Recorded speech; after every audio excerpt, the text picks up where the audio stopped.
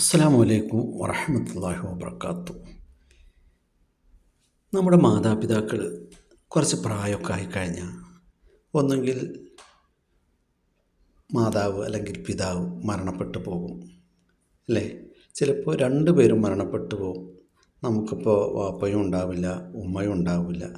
ചിലപ്പോൾ ഉമ്മ ഉണ്ടാവും, ചിലപ്പോൾ വാപ്പ ഉണ്ടാവില്ല. ചിലപ്പോൾ വാപ്പ ഉണ്ടാവും, ചിലപ്പോൾ ഉമ്മ ഉണ്ടാവില്ല. ഈ അവസ്ഥയിലായിരിക്കും. എന്നിരുന്നാലും തന്നെ നമുക്ക് അത് ഭയങ്കര വിഷമമുള്ള കാര്യമായിരിക്കും. പക്ഷേ നമ്മളെക്കാൾ കൂടുതൽ വിഷമം അവർക്കുണ്ടാവും.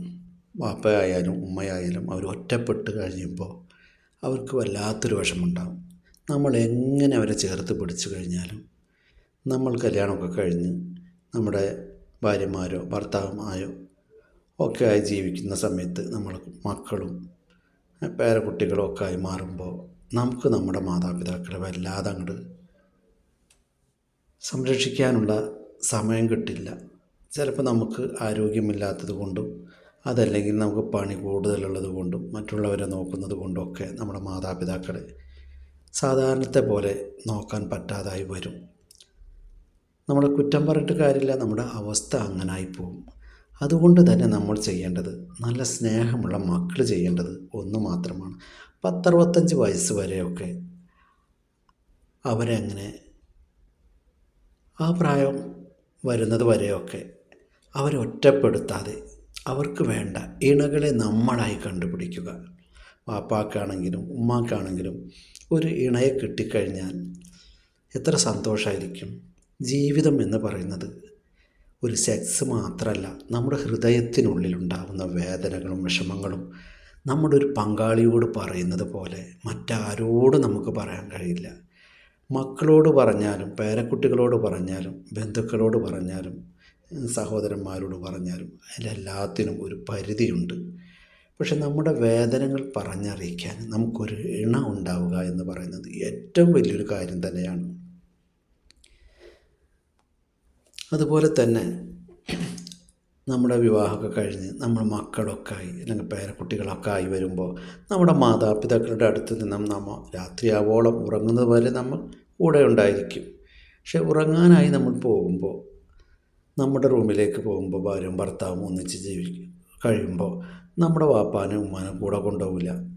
ചിലപ്പോൾ അവർക്ക് വല്ല ഇണകളായിട്ട് സഹോദരങ്ങളോ സഹോദരിമാരോ ഒക്കെ ഉണ്ടെങ്കിൽ അവിടെ ഉണ്ടായിരിക്കും. ഇല്ലാത്തവരാണെങ്കിൽ ഒറ്റപ്പെട്ട് അവിടെ കിടക്കേണ്ടി വരും. അവർക്ക് ആ രാത്രിയിൽ എന്തെങ്കിലും സംഭവിച്ചു കഴിഞ്ഞാൽ നമുക്കൊന്നും അറിയാൻ പറ്റില്ല. അപ്പോൾ അതുകൊണ്ട് തന്നെ അവർക്കൊരു ഇണയുണ്ടെങ്കിൽ എത്ര സമാധാനമായിരിക്കും.